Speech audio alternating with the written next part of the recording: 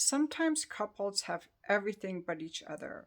They've gone through 25 years of marriage with him buried in his work, she buried in her kids and her social activities, and they are really not living as an us. They're in their individual corners. Chapter 8 is called Fierce Intimacy, Soft Power.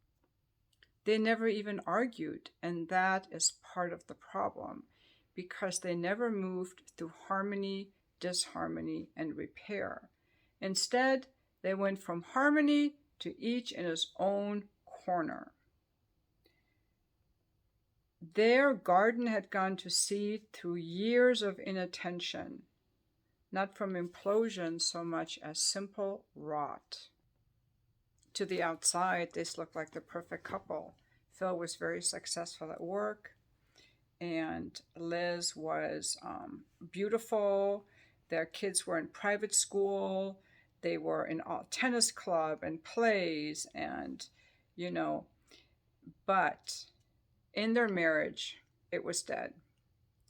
Now, in the traditional patriarchy, and that's what we're trying to grow out of with the feminist movement, giving women a voice, but men often have had no voice either. In the traditional playbook of patriarchy, a good woman like Liz has no needs of her own. That would be selfish. A good woman lives to serve others.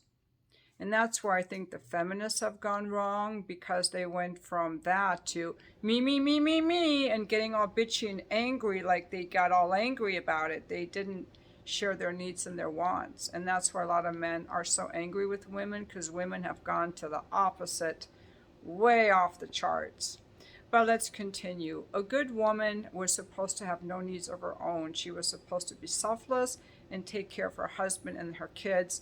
That's why I would have been Mrs. Shahrzad Morgan. Take on the husband's name. When my parents-in-law wrote to me, they didn't say Ms. Shahrzad Morgan. They said Mrs. Brad Morgan. So that's just how it was. Okay, but a man like Phil has no voice either, with the exception of a supposedly ever-ready lust. A strong man should have no emotional needs, certainly nothing vulnerable. A strong man should be as needless as his wife, her goodness to his steel. Silenced good woman meets silent strong man, neither very capable of anything as simple as, hey, I could use a hug. And in this smooth functioning avoidance was romantic death. Now, Liz was fine with the romantic death. She was kind of a cold woman, but Phil had more in him. He wanted more, and he ended up having an affair. Now, an affair can be an invitation for the couple to see what led to it, and they have to forge a whole new relationship. It can actually really reinvigorate the relationship. Now, Phil wasn't a bad guy here. He was just tired of being neglected, okay? Now, let's not get into the affair part. What I'm trying to get to here is that he wasn't okay with this distancing. And sometimes one person really isn't.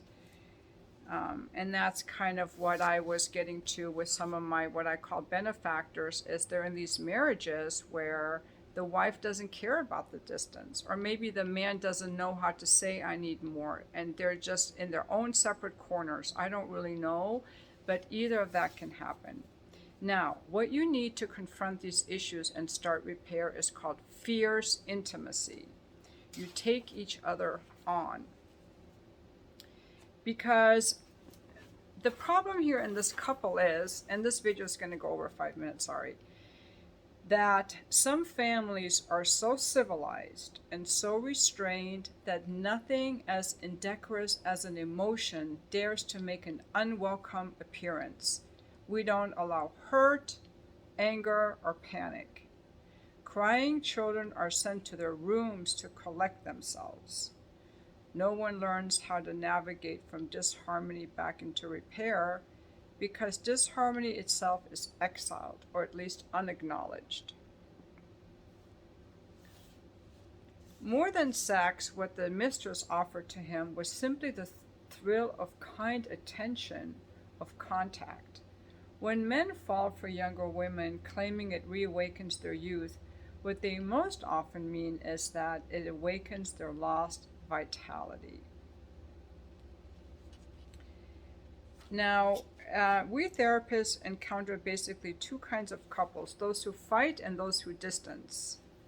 With fighters, I often find myself reaching through their many complaints to recall the good times, the good that holds them together, their us. With distant couples, it's most often the opposite. Instead of pulling for elements of repair, I must first help them surface all the issues of disrepair they have refused to look at very closely. Before there can be an us, there must be two eyes. As a therapist, I help empower each partner to speak up, surfacing their unvoiced needs and their anguish. Passion had drained from their marriage not because she had buried herself in child rearing, but because he had not been effectively spoken out and been heard in his legitimate need for more.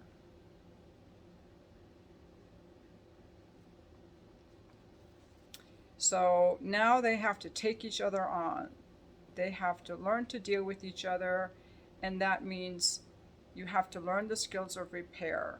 And you can do it either in person, through a therapist, through workshops, online courses, or reading books like this. You have to learn relational skills, and you have to learn how to repair. It demands assertion, not aggression, from the unhappy partner, and the other one has to have some care and responsiveness, not defensiveness, because it's an I effort. The skills of repair are not a two-way street. Almost everyone gets this wrong. When you're doing repair, you take turns. One person will speak and say what is bothering them. It's called soft power, speaking with repair. This is what I recollect happened. This is what I made up about it. This is what I felt, and this would help me feel better. So you go through that. You don't say you. You take full ownership of whatever it is you're feeling and experiencing. And that's how you do it. And the other person just listens and can repeat it back. You take turns,